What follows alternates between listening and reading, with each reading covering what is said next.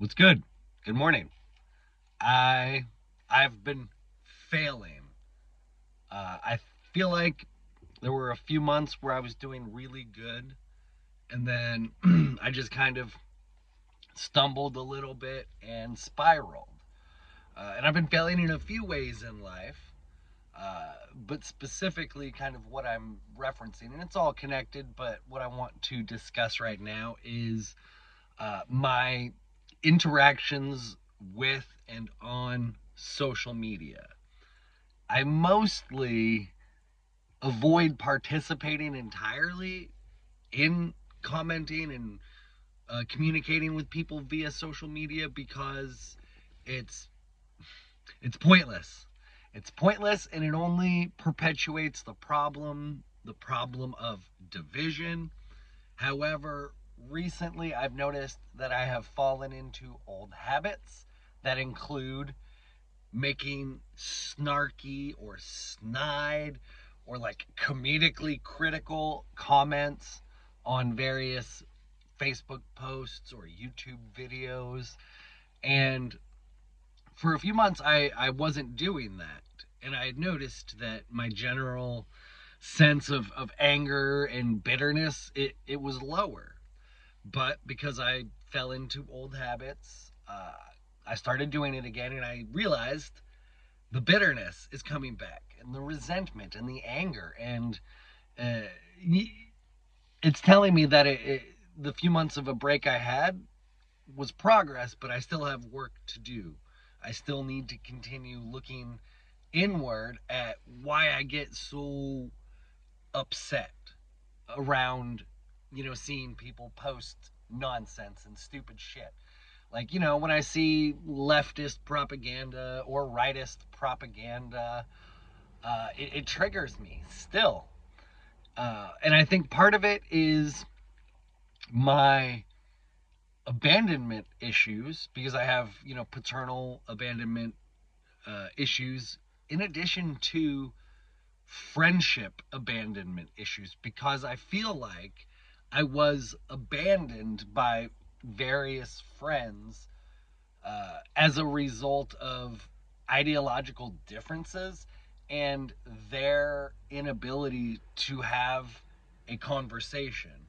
And when I say that, I'm referencing leftists and leftism. I grew up in the Seattle, Washington area where, in my teenage years, I absolutely would have called myself an ally.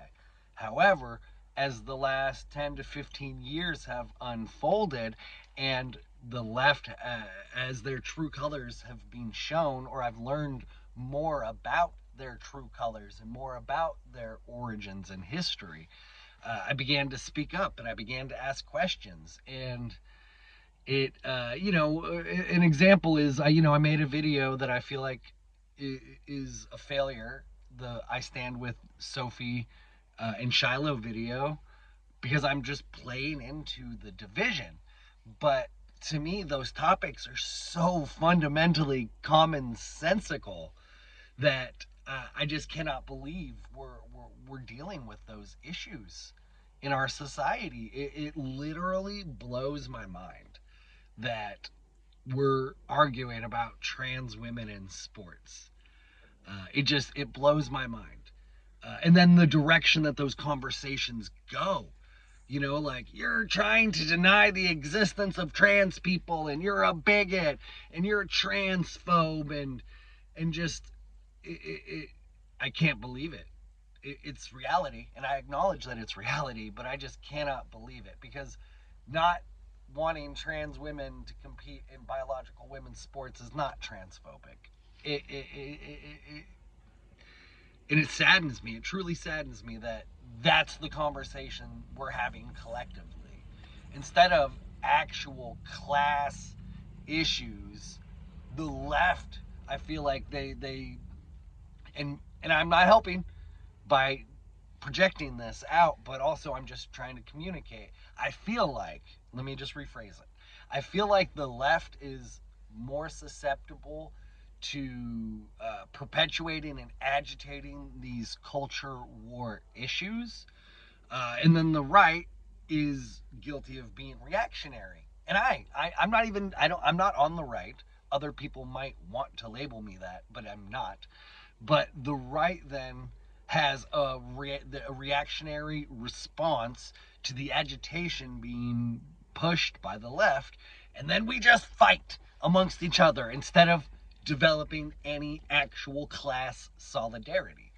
And if you watch my videos, you'll notice that I use a lot of leftist language because I agree with them on a lot of things. You know, I was just having a stupid, silly Facebook argument with someone the other day, a leftist. And by the end of it, we both kind of acknowledged, we're like, shit, you know what?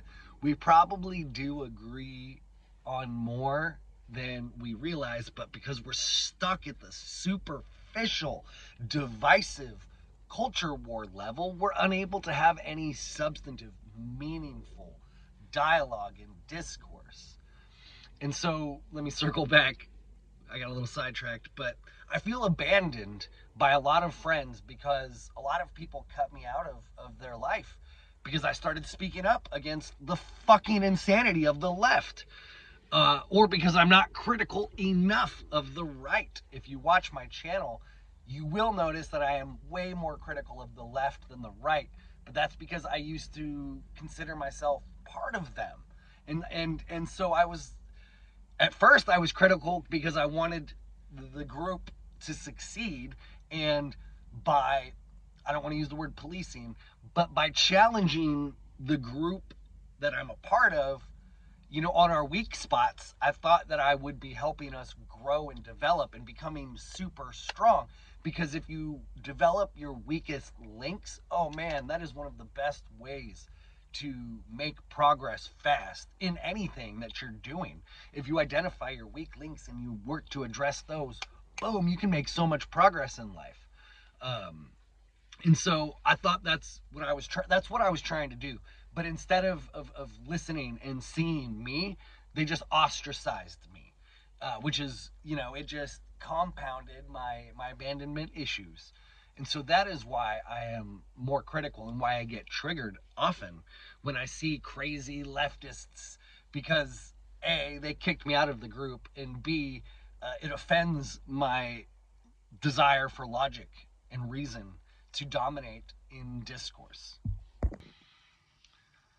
Because that's what should be driving society, is logic and reason. Yes, I know I'm a hippie and I believe in spiritual things, but at the same time, I also believe in material things. That's sort of the beauty of this reality, is that we get to experience the metaphysical and the material simultaneously. It's so fucking complex and insane and beautiful and depressing.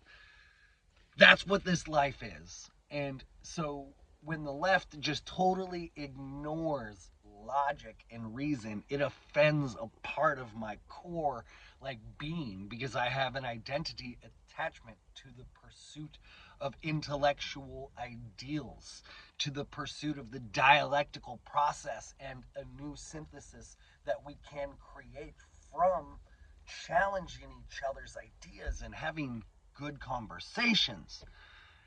And it triggers me that collectively we're unable to have any meaningful conversation. And I, at an individual level, am part of the problem. I get triggered and I say something snarky, and it has ultimately sort of, to me, highlighted my loneliness. I've noticed that I seek, like, social media interactions because I'm lonely.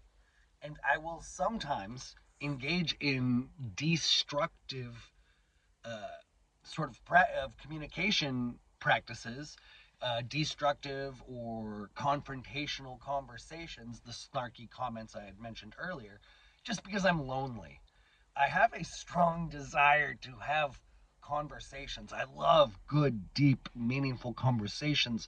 Ones where we challenge each other's fundamental beliefs and how we derive them. But that isn't happening. That hasn't been happening for 20 years. I often say I've been watching this happen for 20 years. And I've been losing my mind for the last 20 years. It's been a downward spiral. It hasn't been, I would say, until the last year or two that I really feel like I started coming out of the downward spiral and started healing and rehabilitating. But the healing journey is not linear. And, excuse me, I'm just communicating that I've been failing. And so for now, I'm going to leave that video up, the one where I stand with Sophie and Shiloh. But I would like to be challenged on it. Or rather, I would like to just have a meaningful conversation with someone about these issues. But we can't, because the ruling class knows if you divide the population over stupid social issues, you can manipulate them over economic issues, which is what they've been doing for thousands of years. This is nothing new. And yet, we play along. Anyways, thank you very much for watching this rambly video. I hope you have a good day. Much love.